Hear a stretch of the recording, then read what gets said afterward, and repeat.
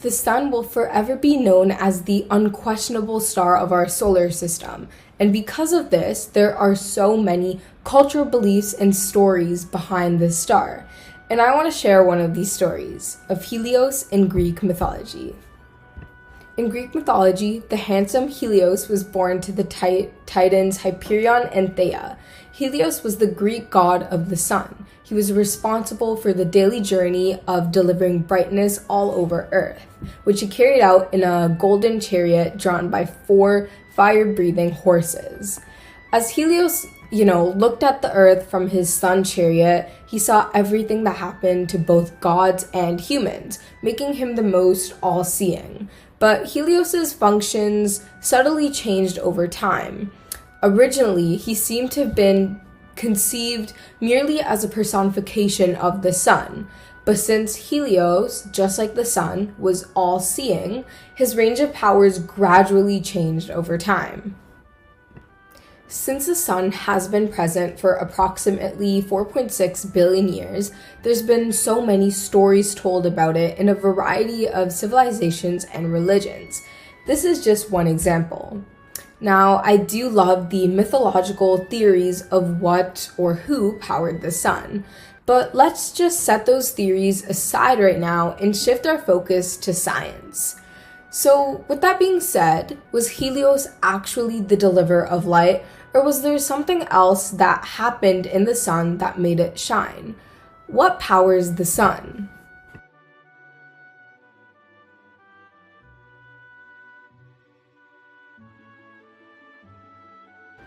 Nuclear fusion. It's the process of colliding light atomic nuclei to form heavier nuclei, while also releasing an enormous amount of energy while doing so, without the carbon emissions and long-lasting nuclear waste associated with other energy sources, which is why it's such a desired energy source. It's pronounced nuclear. Whatever. Nuclear. Something called a tokamak is what scientists use for plasma confinement, where the magnetic field coils confine plasma particles to allow the plasma to achieve the conditions necessary for fusion, extreme heat. But again, I still have another question. We still haven't been 100% successful when it comes to full-blown fusion reactions, and there's still a long way to go. But why? Where is Helios when we need him? 5 more minutes. Poor guy, living at the plant. And yet he's still late.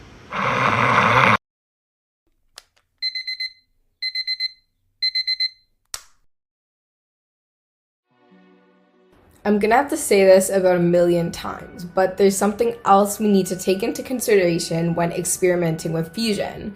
Simply put, an obstacle called the Coulomb barrier is caused by the strongly repulsive electrostatic forces between the positively charged nuclei.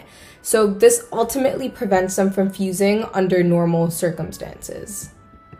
Obviously, our beloved sun, specifically in the core, has such high densities and temperatures.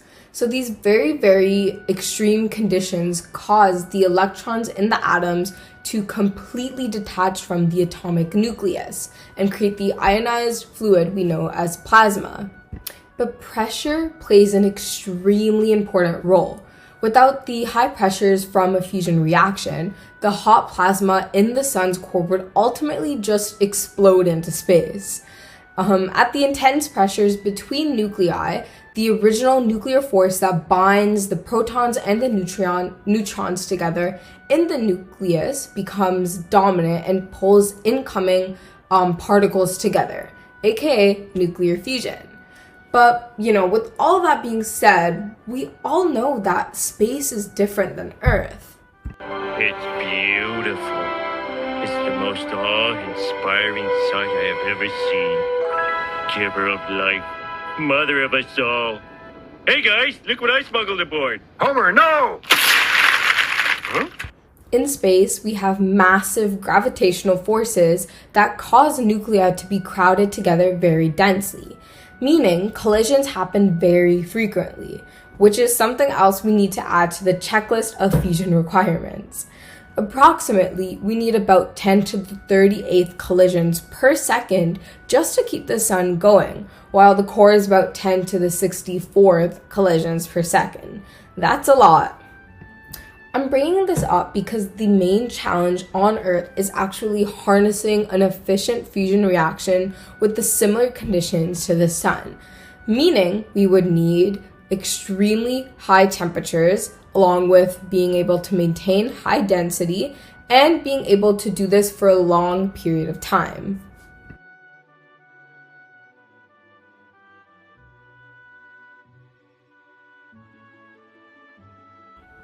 The reason that this is the Lawson's Criterion continued is that this isn't something exactly new to me. I've done a recent project on the topic where I go deep into the triple product and teach myself more about fusion than I ever thought I would know before. But again, check it out in the description below for more. But I still want to touch a bit on what makes up the Lawson's Criterion, since it is important for later. So, in a nutshell, the criterion contains the equilibrium of three key parameters: plasma density as N, temperature as capital T, and energy confinement time as tau. Mathematically, the Lawson's criterion is expressed as this. The product, plasma density, temperature, and energy confinement time, must surpass a threshold for sustained fusion reactions. And this threshold can vary.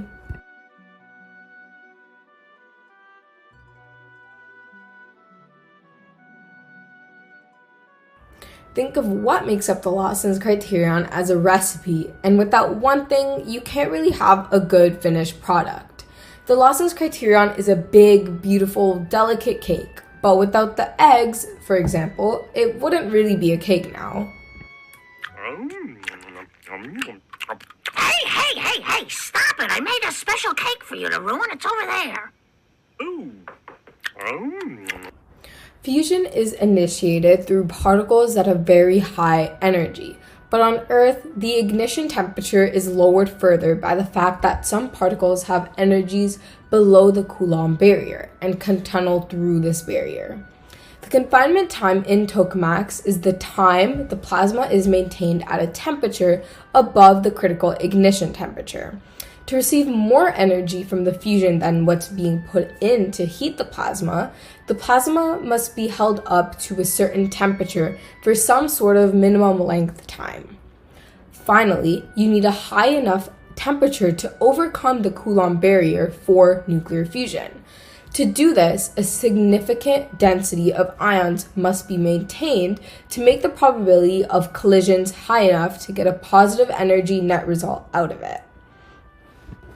Alright, so I think we sort of have the baseline for what makes up a sustainable fusion reaction. But what are the problems associated with these reactions?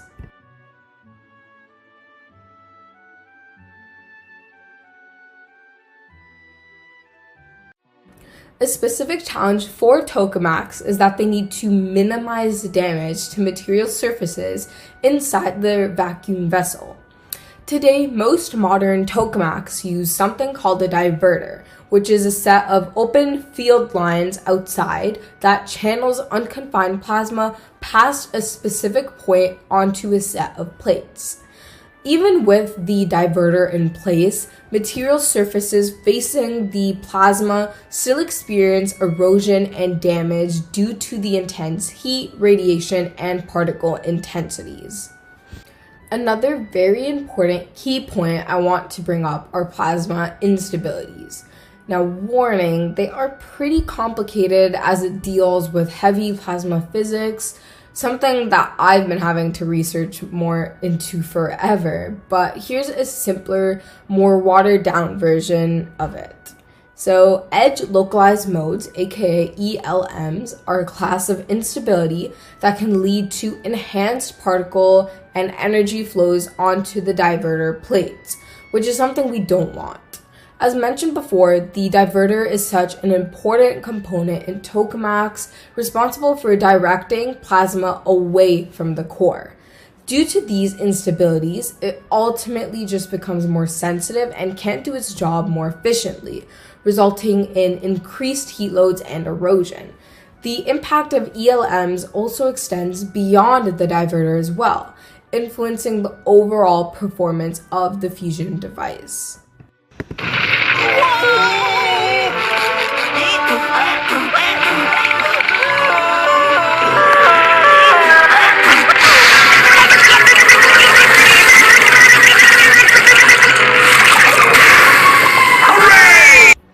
In general, plasma instabilities play a bigger risk to the confinement of the plasma itself. If these instabilities aren't effectively controlled, they can lead to disruptions in plasma confinement and just destroy the Lawson's criterion by losing thermal and magnetic control over the plasma, potentially even causing an end to the overall fusion reaction.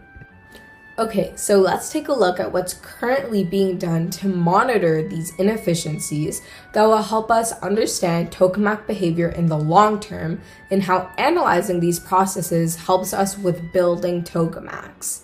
So what's the status quo?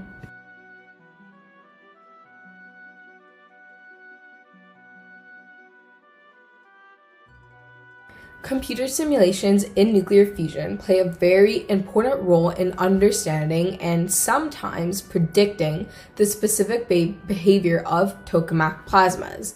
The main focus of these simulations is to look into the complex dynamics of high-temperature plasmas confined in the tokamaks. But what do? A specific area of interest in tokamak simulations is the study of ELMs, which I mentioned earlier.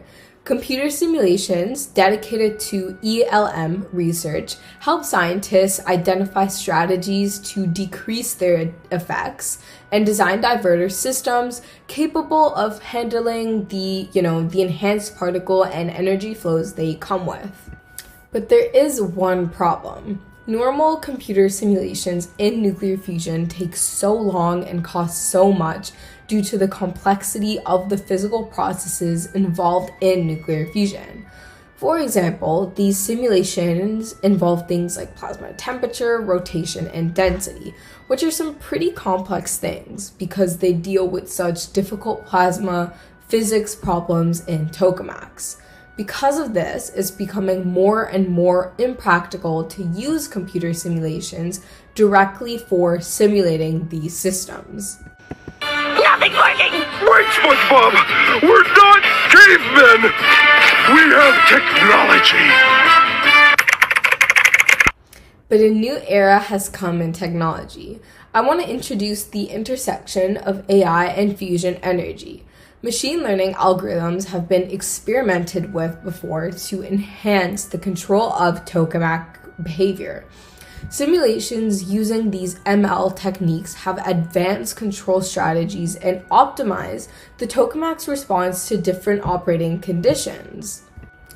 But what I've been working on are coded functions associated with the Lawson's criterion. If you're still confused about what exactly the Lawson's criterion is, check out my other article on the topic in the description as always. Anyways, by using code to understand this theory, we would be improving the stability and performance of tokamak plasmas, and there could even be a chance for fusion very soon.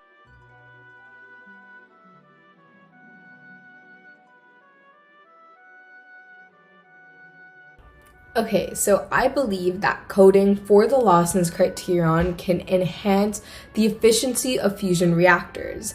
By coding for these simulations based on Lawson's Criterion, researchers can adjust parameters such as plasma density, temperature, and energy confinement time to identify the best conditions for the most efficient fusion reactors. By paying more attention to the parameters of triple product, coded simulations can provide a more focused and resource-efficient exploration. It may also reduce the need for computer simulations altogether. Again, these simulators are used to measure accuracy of the physical parameters like temperature and density. But coding for these processes and even plotting to see the curve, whether that be a downward curve or an upward curve, does the same task but much more efficiently. But instead of talking, I'd rather just show you. All I have here is a function directly related to the Lawson's Criterion. It's been coded so that you can manipulate a certain parameter and see how your energy output changes from that. By plugging in certain reasonable numbers, it would plot what your energy output looks like. So what I've done here first is define my variables in a fusion reaction. So density is N, temperature as T, energy as E, and energy confinement time as tau. Then I made sure it would plot energy output as seen in line 7 there. So the parameter I decided to just randomly adjust and test for was density. In line 12, right there, I can see how I've changed the parameter to instead be a range of 10 to the 18th to 10 to the 19th, which is just the average particle density in a reaction, approximately, and just a number on the spot. Finally, I asked for an energy output plot from these density inputs over here. So if we run that, we can see how fusion power changes with the density that I gave it to show how we can build the best parameters. So we can see how it has our upward curve like that. We have density here as our x-axis and energy output as our y-axis. If we do want to go back to the recipe analogy, you can think of it as you giving the code the best amount of an ingredient and it telling you how well your cake did and how it reacted. We can repeat what we've done for density to temperature and time to see how fusion power varies. But there is a flaw. So far, it can only plot for just one variable that's been adjusted. Something I do want to work on in the future is plotting for more than one variable and introducing the ML algorithm I have plans on building out. The point of the ML algorithm is to just analyze patterns and interactions within simulation data, and also help to predict conditions for sustained fusion reactions. But again, this is something I'll be working on later. But for now, as you just saw, I created a 1D linear model based off of functions in the Lawson's Criterion.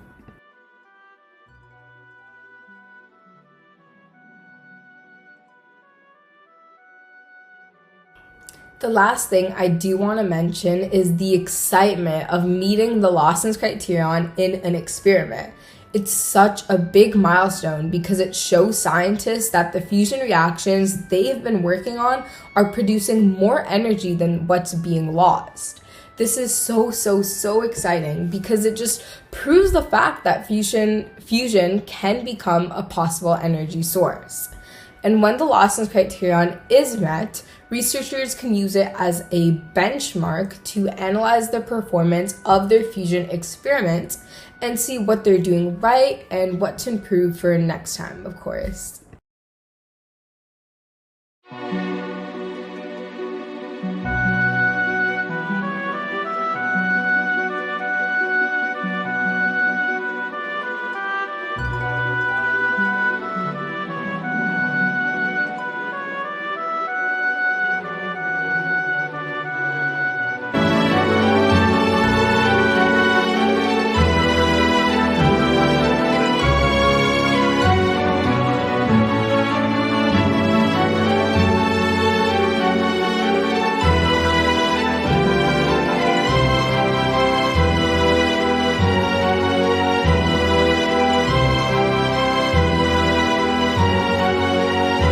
The sun has always been a central role in human history and mythology for so many civilizations. Its bright energy has been supporting life on Earth for billions of years. The sun has brought inspiration to many historical figures and stories, one we just witnessed as Helios in Greek mythology. Forgetting these mythical and cultural interpretations of the sun's role, the main question has now been answered. What powers the sun? We now know that the sun's energy is from the nuclear fusion reactions happening deep within the core. But who knows? Maybe a long time ago, Helios really did ride his chariot controlled by fire-breathing horses to deliver light all across the earth. Maybe we'll never know if that really used to be the case.